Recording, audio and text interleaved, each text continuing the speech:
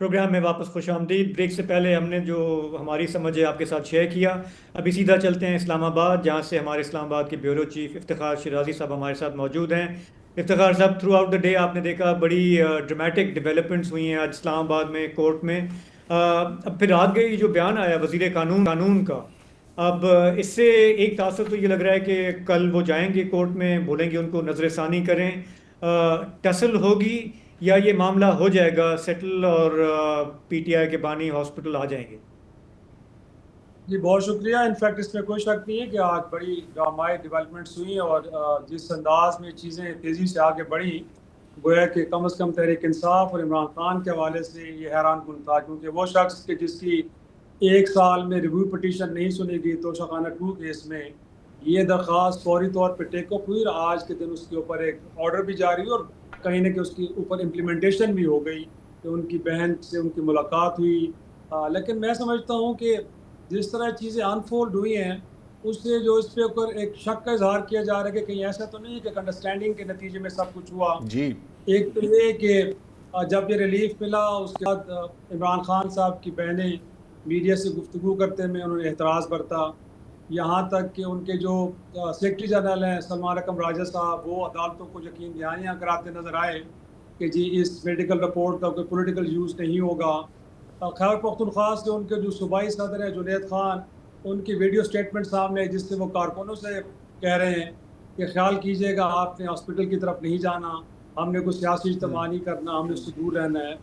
और साथ में अदालत की जानिब से जो एक ऑर्डर आया है मैं उसको लेके भी थोड़ा सा हैरान हूँ शाहजेब, कि इनफैक्ट हम्म। एक तरफ तो अदालत आइन की एक प्रोविज़न के तहत हुकूमत वक्त को कह रही है कि किसी भी सियासी का बुनियादी हक है कि अगर उसको बीमार हो तो उसको इलाज की सहूलत फराहम करना हुकूमत की जिम्मेदारी है।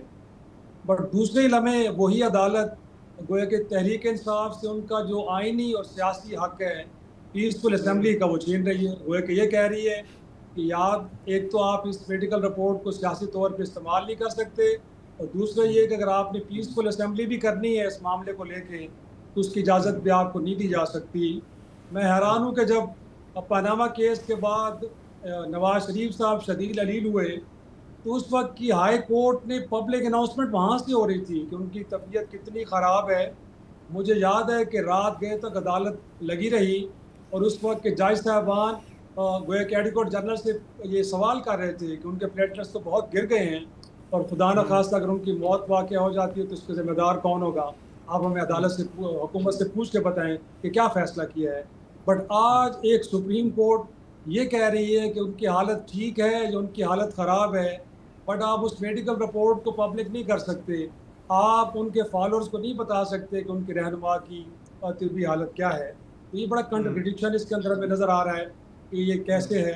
साथ में खुद अदालत की जानिब से ये अज्यूम कर लेना कि जब वो हॉस्पिटल आएंगे तो शायद वो शहर के अंदर बड़ा इज्तिमा होगा, लिहाजा प्रिकॉशनरी उन्होंने हुक्म जारी कर दिया कि ऐसा नहीं होना चाहिए।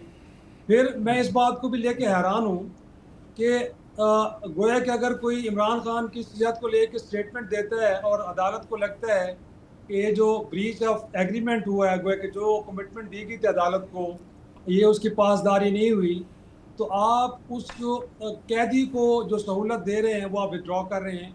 इसमें इमरान खान हम्म। को तो कोई कसूर नहीं होगा अगर कोई स्टेटमेंट बाहर आके देता है। तो मेरे हम्म। ख्याल में इस फैसले और हुक्म के अंदर जो इतनी कॉन्ट्रडिक्शंस हैं उनको लेके हम्म। मुझे लगता है, और फिर जो उनकी बहनों की जानिब से ज़बान बंदी हुई है पार्टी की जानिब से, तो इस इम्प्रेशन को थोड़ा सा और ज़्यादा गोया के इस्टेब्लिश कर रही है कि शायद कहीं ना हाँ। कहीं अंडरस्टैंडिंग है। और तहरीक इंसाफ ने पिछले 3 सालों में कुछ लेसन लर्न किए हैं कि आप मज़ाहमत के ज़रिए नहीं बल्कि गुफ्तगू, मफाहमत और थोड़ा सा पॉलिटिकल हम्म। स्पेस छोड़ के हम रिलीफ ले सकते हैं, अदरवाइज हम्म। मुमकिन नहीं है। तो आज के दिन उन्होंने जो एक जायज़ रिलीफ लिया है जिसको अदालत ने भी कहा है कि उनका आइनी हक है, लेकिन मेरे ख्याल में उन्होंने उसकी आज को एक सियासी कीमत भी अदा की है, और वो यही है कि उन्होंने खामोश रहना है। और जैसे वसतुल्लाह साहब भी फरमा रहे थे कि ये एक तरह से कॉन्फिडेंस बिल्डिंग मैयर है। गोया कि हाँ। अदालत ने भी कहा है कि अगली समात तक ये देखा जाएगा कि जो कमिटमेंट्स दी गई हैं तहरीक इंसाफ उनको लेके आगे बढ़ती है तो शायद अगले रिलीफ उनके लिए मौजूद होंगे, और अगर नहीं तो जो कुछ दिया गया है ये वापस भी लिया जा सकता है। लेकिन ये शिराजी जान की कीमत ज़्यादा होनी चाहिए या सियासत की कीमत? मेरा ख्याल में अगर आप नवाज शरीफ साहब की फ़िलासफ़ी को फॉलो करें तो फिर जान की कीमत ज़्यादा मेरा ख्याल में बेहतर है, ज़्यादा वैल्यू करती है। जुल्फ़िकार अली भुट्टो की आप फ़िलासफ़ी को फॉलो करेंगे तो मेरा ख्याल में आपको लगता है कि फिर आपके जो सियासी असूल हैं वो बाज़ औक़ात आपकी जान की कीमत से ज़्यादा बढ़ के होते हैं। तो ये चॉइसेस तो मेरा ख्याल में तहरीक इंसाफ और उनके रहनुमा को लेनी है कि क्या वो ज़िंदा रहना चाहते हैं और आने वाले मुनासिब वक्त का इंतज़ार करके फिर दोबारा सिस्टम को अपने हाथ में लेने की पोजीशन में आएंगे और कर सकेंगे, या उनका ख्याल ये है कि नहीं, जो प्रिंसिपल उन्होंने स्टैंड लिया है उसी के साथ रहेंगे।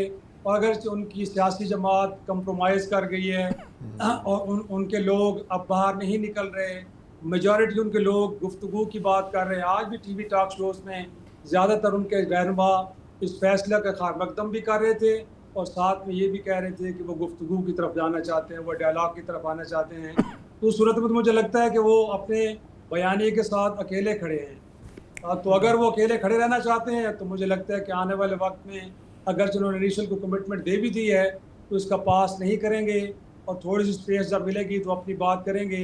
लेकिन अगर उन्होंने नवाज शरीफ साहब का फ़लसफ़ा अपना लिया है तो फिर मेरे ख्याल में एक तवील खामोशी में देखने को मिलेगी और उसके बाद वो मुनासिब वक्त का इंतज़ार करेंगे। बहुत खूब इफ्तिखार शिराजी साहब, थैंक यू सो मच। बिल्कुल फरमाएं, एक है पीटीआई की पॉलिसी और एक है बानी पीटीआई की पॉलिसी, इनमें कितना फासला है हमें ये देखना होगा। नहीं तो आपको पता है कि सीबीएम पे अगर काम नहीं हुआ तो उसके बदले में आईसीबीएम भी आ सकता है। हाँ, नहीं आ सकता है, लेकिन हमें यह भी फ़र्क देखना चाहिए कि जो बानी है वो सलाखों के पीछे है और पीटीआई जो है वो सलाखों के बाहर है। एग्जैक्टली तो जाहिर है, और फिर मुलाकातें भी नहीं है और राब्ता भी नहीं है। We have not heard from him yet यार।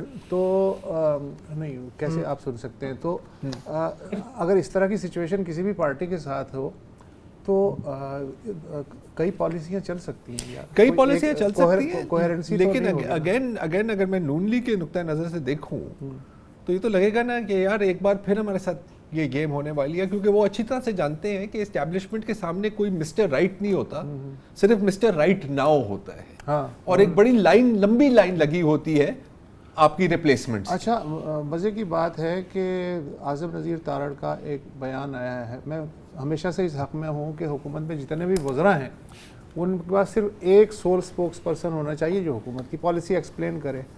लेकिन हैरतनाक बात है कि अता तारड़ जो हैं, जो कि हर चीज़ पे अभी तक रिएक्शन देते हैं, मतलब चूंटी भी मर जाए तो उस पर भी कभी कभी रिएक्ट कर देते हैं, वो खामोश हैं। अच्छी बात है, सिर्फ आज़म नज़ीर तारड़ एक वन वॉइस में बोल रहे हैं, ये अच्छी बात है। लेकिन जो इत्तेहादी जमात है पीपल्स पार्टीज़, वो ठंड प्रोग्राम है इस वक्त। और नहीं, उन्होंने वसअत किया है, वेलकम किया है। नहीं, मैं उसी तरफ आ रहा हूँ कि ठंड प्रोग्राम इस लिहाज से है कि उन्होंने कहा है कि ठीक है यार, हो रहा है, इसको तो होना चाहिए। सेनेटर सलीम मांडवी वाला को ज़रा सुन लें आप, थोड़ा सा ही।